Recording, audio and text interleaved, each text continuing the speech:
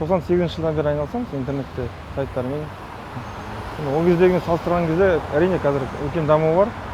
Бұрын қазақша сайттар да жоқ еді, басқа программалар да жоқ. Қазір қарасақ көп нәрсе уже аударылып жатыр қазақшаға.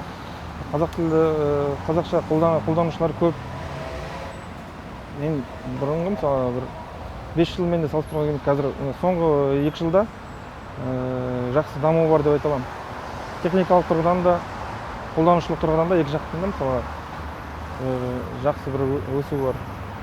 Блогосферада ол енді ол да бір тірі организм сияқты, оның да әртүрлі өзінің бір өсуі болады, тоқтауы болады, әртүрлі тенденциялар болады. Мысалға бұрын басында қалай еді, әркімнің өзінің хостингінде өз блогтары болып, немесе жаңа WordPress.com модасы басталды бір кездерде. Одан кейін оның бәрі кішкене тұрақтап қалды. Қазір қарайтын болсақ, барлығы үлкен блог платформаларға жиналып жатыр. Мысалы, Массагет, Кереминфо деген сияқты айта бер. Сол жерлерге жиналған, сол жерде жазған блогерлерге де ыңғайлы. Сондықтан дәл қазір сондай бір үрдіс бар. Блогшыларда жақсы қозғалыс бар деп айта аламын. Ол қозғалыс әлі өлген жоқ, бар. Заң туралы айтылмай, мысалға бір аударма орталығы болса деп ойлаймын да. Қазақ тіліне аударылып жатқан сайттарды, тек қана сайт емес, мысалға әртүрлі саладағы барлық аудармаларды тексеріп отыратын бір орталық болса деген ойым бар. Енді мүмкін бір заңды түрде болатын шығар сондай. Өйткені көп қателер көріп жатамыз жарнамалардан, немесе басқа бір өнімдердің аудармасынан, сайттардан. Сол жағынан бір болса заңды күші. Және блогшылардың авторлық құқықтарын қорғайтын бір орган болса, олардың мақалаларын басқа ешкім ұрламайтындай. Сол жағынан бір заң жағынан, сол жағынан қарау керек деп ойдамын өзім. Ол техникалық тұрғыдан әрине пайдалы ол. Өйткені әртүрлі шрифттер жақсы пайда болады. Қазақша өткен қазір қарасаң интернетте сайт жасап жүрміз ғой.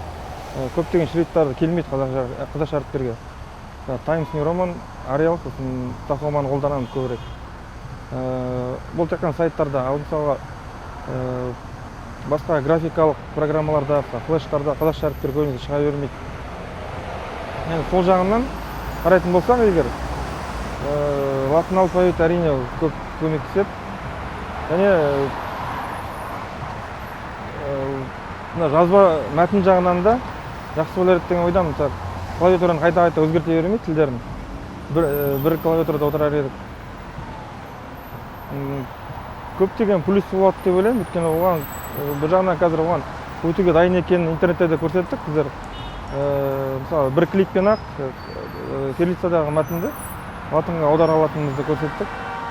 Техникалық тұрғыдан біздер дайынбыз, IT саласындағы адамдар.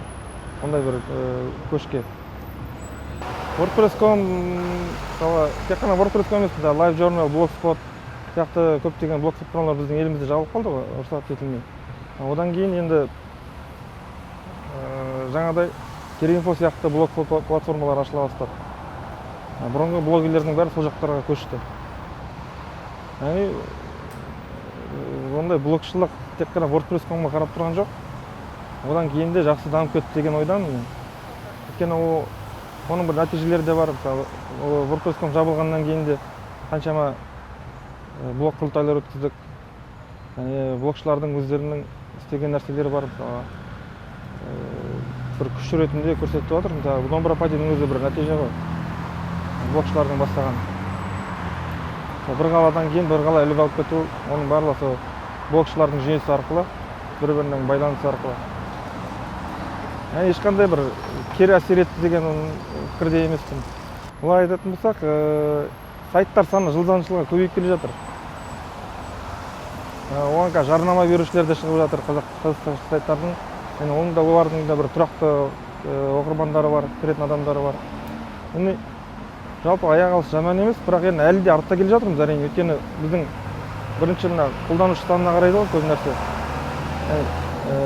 Ауылдық жерлерге, Қазақстанның барлық жеріне интернет жеткен кезде одан сайын да көбейе береді деп ойлаймын.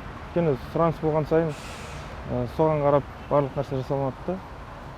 Дәл қазіргі нәрсе ол қазір өзінің деңгейінде деп ойлаймын. Қазір қандай болу керек, сондай деңгейде. Монетизация қазір бір нақты басталып кетті деп айта алмаймын, бірақ яғни оның бір нәтижесін көріп жатқан ешкім жоқ әлі қазақша сайттардан.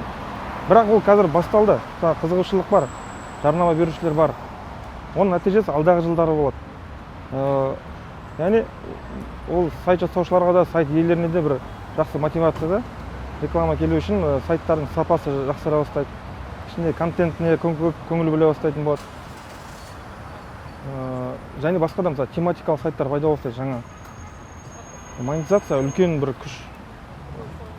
Алдағы 5 жылда мен қолданушылардың саны көп, бұдан да көп өседі деген ойдамын. Сәйкесінше бірнеше тематикалық сайттар ашылады. Және қазақша сайттардың ішіндегі өзінің гранттары белгілей бастайды да, ішіндегі ең мықтылары анықтала бастайды. Нашарлар ақырындап қала бастайды. Яғни бір бәсекелестік орта қалыптасады 5 жылдың ішінде. Жақсы. Ол енді бір жағынан сапаның да жақсаруына да әсер етеді. Мен өзімнің болжамдарым оптимистік көзқараспен қарап отырмын. 5 жылдың ішінде барлығы жақсы болады деп ойлаймын.